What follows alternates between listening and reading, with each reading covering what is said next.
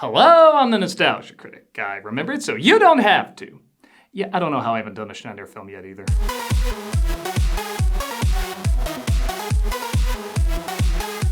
Rob Schneider, de-derp.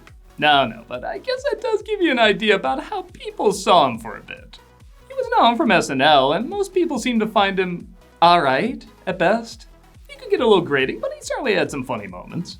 It wasn't until he started doing movies that he turned into a punchline, and not the kind most comedians are hoping for. I'm not sure if people just didn't know how to use him, or maybe if there wasn't much there to begin with, but for many, his name often conjures feelings of immediate regret.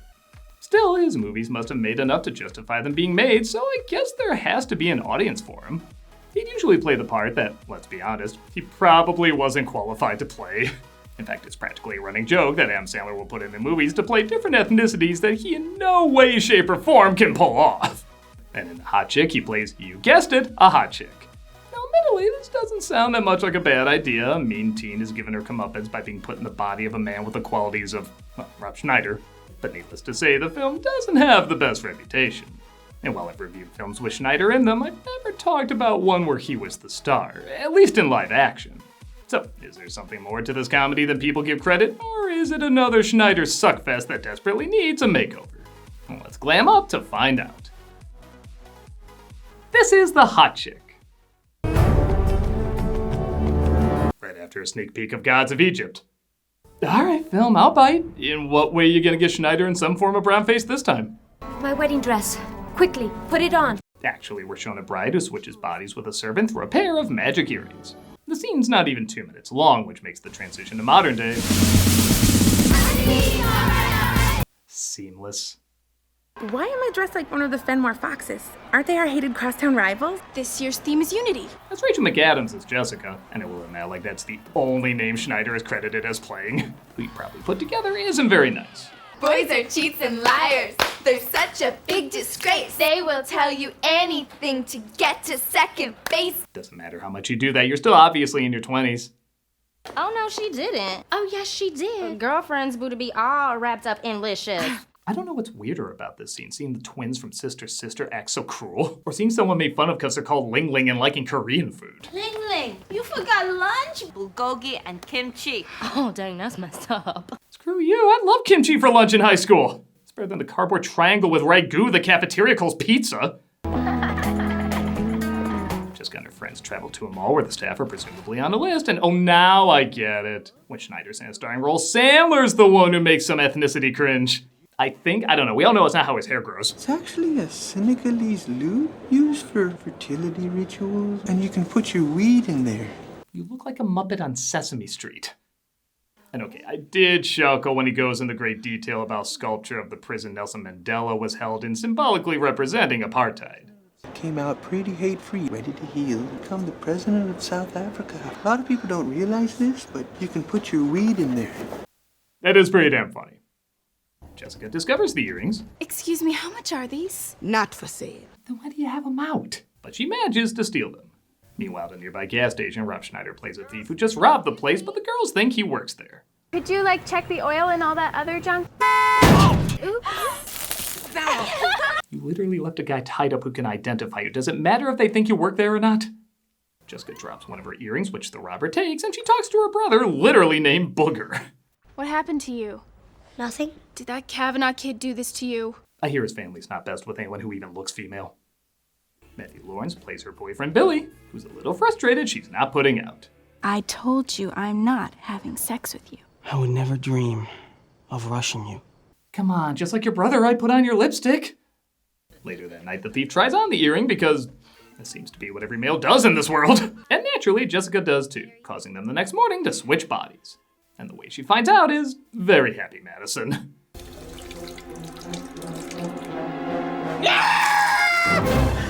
Though I'm sorry, to steal a joke from Third Rock from the Sun where Dick and Sally switch places. Oh! Just pick a side and commit. I think that takes some getting used to. She makes it to her friend April, played by Anna Faris. But as you may have guessed, she doesn't believe her right away.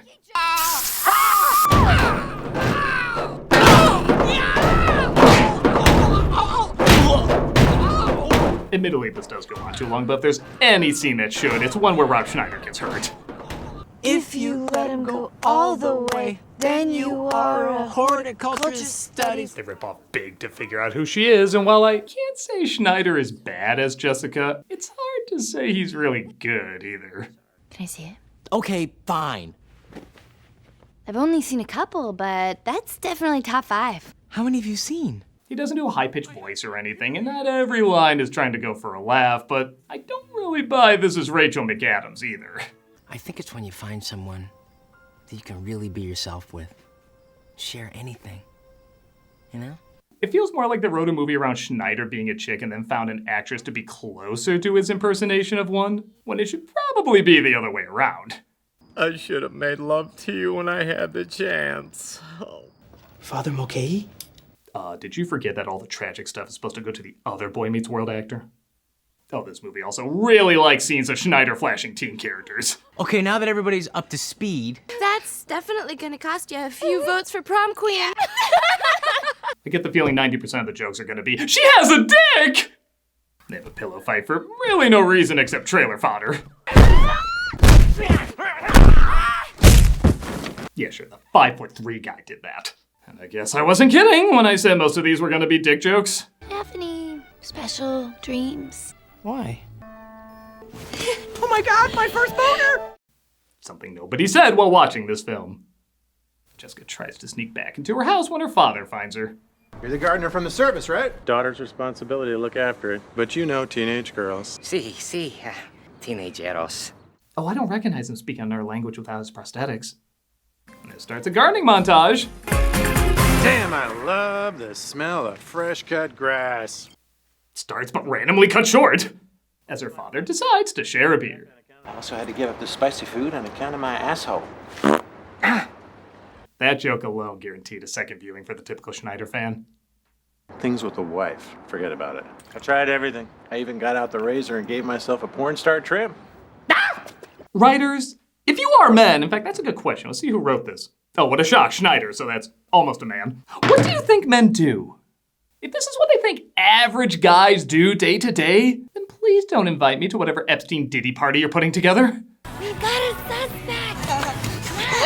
They go to all the people Jessica made fun of in the past to see if they had anything to do with the switch. They think Bianca, the leader of a rival cheerleading squad, is to blame and she's going to be at a party later that night. So they try to give Jessica a makeover so that the teen girl will be attracted to a 40-year-old man. You really don't know how creepy you come across, do you, movie?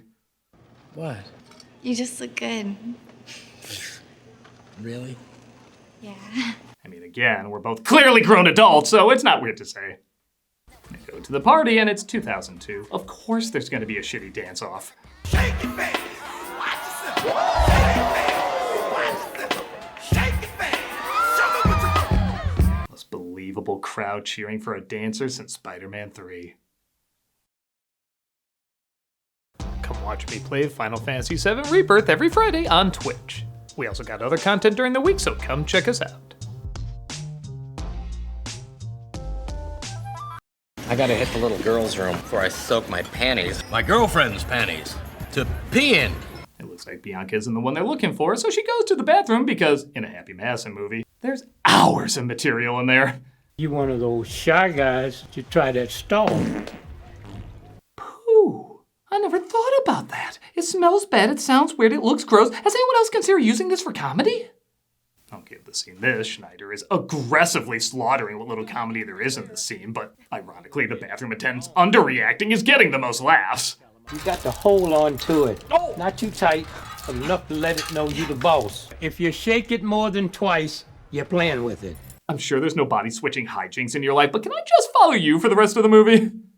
Aren't you that chick who's having sex with that college guy? No. Wannabe? Back off. Jessica finds herself actually sticking up for the girls she mocked before, as they're getting hit on by some sleazy guys. She gets challenged to a fight, but surprisingly wins by, well, fighting like a girl. That's my purse! I don't know you! She gets a job at a janitor in the school so she can be close to her friends, but they finally discover the earrings were the cause of everything. So they go back to the store where they found them. You've got to find that other earring before the full moon end. They're told they have to find the other earring before the next full moon, as it looks like the thief has been having his own issues in the other body. I gotta do what? She'll be telling me girls poop, too. While listening in Oz's conversation, she discovers that Billy truly does love her. And man, someone should tell Lawrence he's in the hot chick because he is surprisingly putting a lot of charm in these corny lines. She's the only girl that makes my heart beat faster and slower at the same time. I'm only existing until I can hold her in my arms again. I don't know why, but my history with people who are kind of male and female is drawing me to her. Things get awkward when she discovers her mom is having an affair. And to make things worse, the affair is with her.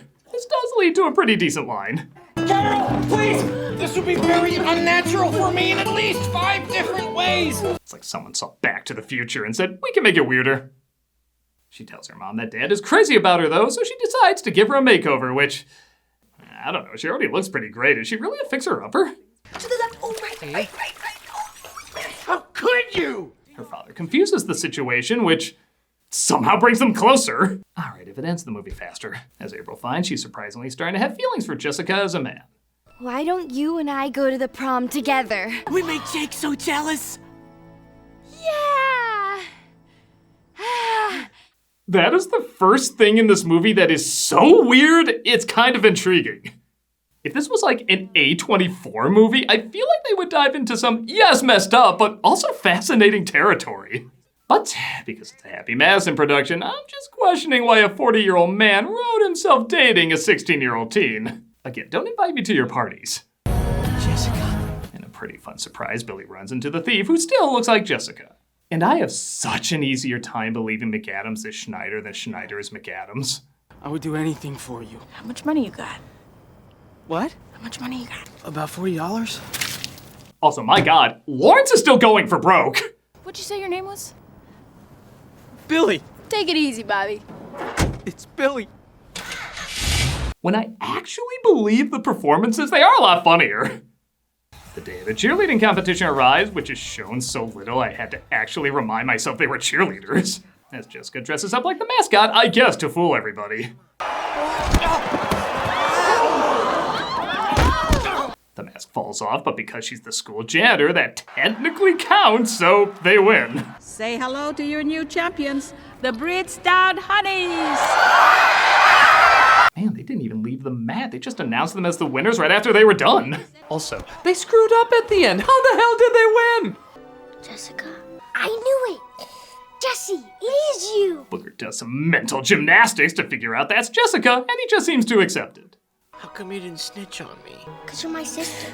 You are such a little weirdo. Well, he is named Booger. Yeah, that's not just a funny name his sister calls him. That's the actual name his parents gave. Booger, what the hell are you doing eating my boss's cake? He must have been a really hard birth if that's the name they went with. The night of the prom arrives as Ling tells off her mom in a moment so awkward, it's kind of amazing. You're ruining my life. Nick, please. If you don't want her as your mama, I'll take her. I wish my mom would say, please. As Jessica and April arrive, again, that shouldn't get any looks. The ex-boyfriend arrives too, and they try to make him jealous. Oh, that better not throw off my groove when I sing on SNL. April finally reveals she has feelings for Jessica as a man. A 40-year-old man. Spence, I love you. You don't need me or any guy to make you feel beautiful and special. Again, I could be reading too much into it, but knowing he wrote this, it's pretty impossible not to imagine him creating a scenario where Anna Faris is attracted to him and he turns her down. It's like an SNL cast member version of a movie by The Weeknd. Jessica says her heart belongs to Billy, though, so she explains everything to him in the most reasonable way possible. Scoot, he's mine. Boy, I don't think so. You sure he's still not playing the criminal psychopath? She reveals secrets only the two of them would know, and for a moment, he's convinced she's Jessica. Just close your eyes. You'll know it's me.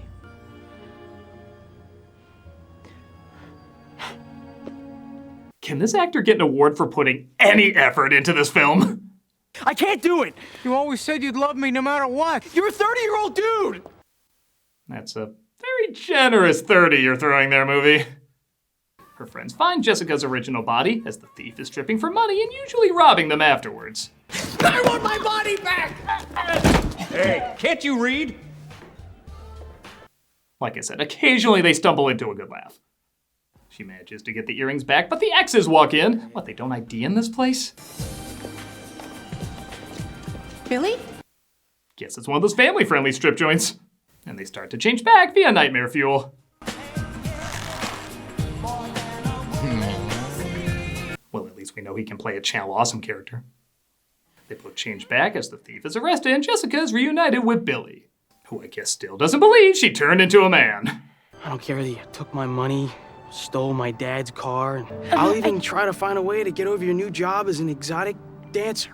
That is the most doomed human being I've ever seen talking. April, I guess, still has the hots for the 40-year-old criminal, yet nobody leaves this film with a healthy mind. Both the characters and the audience. And they all graduate. The thief gets his comeuppance too when he enters the car of the bartender Jessica mocked earlier, but I guess he was aroused by it? You'll never find mine.